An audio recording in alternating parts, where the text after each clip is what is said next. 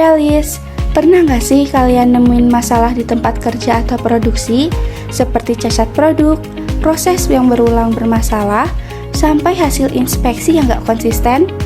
Nah, semua itu bisa diselesaikan kalau kita ngerti 7 Tools of Quality atau 7 QC Tools. 7 QC Tools ini adalah 7 alat dasar yang dipakai di industri untuk mengidentifikasi, menganalisis, dan memperbaiki masalah kualitas. Yuk kita bahas satu persatu. Yang pertama yaitu check sheet atau lembar periksa. Ini adalah alat yang paling simpel tapi powerful, dipakai untuk ngumpulin data langsung di lapangan. Misalnya, mencatat jumlah cacat per shift, jenis cacat, atau waktu terjadinya masalah. Tujuannya yaitu agar kita punya data yang jelas, bukan sekedar asumsi. Yang kedua yaitu histogram.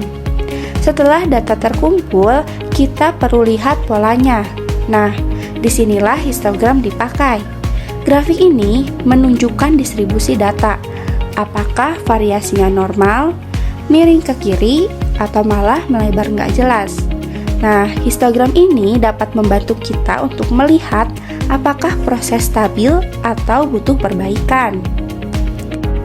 Yang ketiga yaitu Pareto Chart. Nah, Pareto Chart ini salah satu dari 7 Tools yang favorit banget di industri. Prinsipnya sederhana, yaitu 80% masalah biasanya datang dari 20% penyebab utama.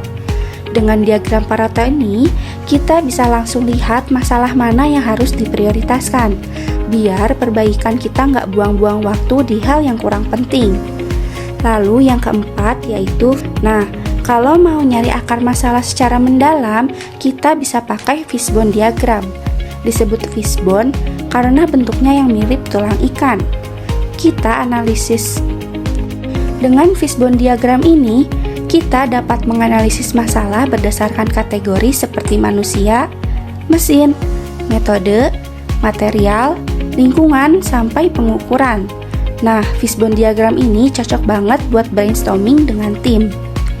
Lalu yang kelima yaitu ada scatter diagram.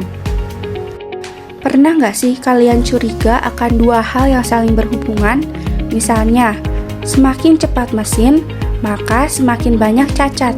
Nah, scatter diagram ini dapat membantu kita untuk melihat hubungan antara dua variabel. Kalau semisal titiknya membentuk pola tertentu, berarti ada hubungan yang perlu dianalisis lebih jauh. Lalu yang keenam yaitu ada control chart atau peta kendali. Control chart ini merupakan alat penting untuk memantau proses dari waktu ke waktu. Control chart dapat membantu kita untuk mengetahui apakah suatu proses masih on track atau sudah mulai keluar batas. Kalau ada titik yang nyelonong keluar garis kendali, itu tandanya ada masalah yang harus segera dibenarkan.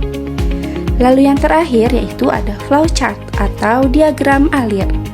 Sebelum memperbaiki proses, kita harus mengerti dulu alurnya.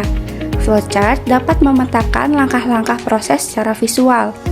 Dari sini, kita bisa lihat di bagian mana terjadi keterlambatan, bottleneck, atau langkah yang sebenarnya tidak diperlukan.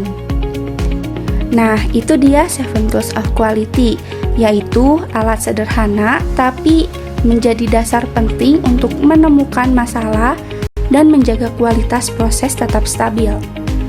Kalau kalian ingin proses kerja semakin rapi dan hasilnya konsisten, kalian dapat mempelajari 7 QC Tools ini. Cukup sekian untuk video kali ini.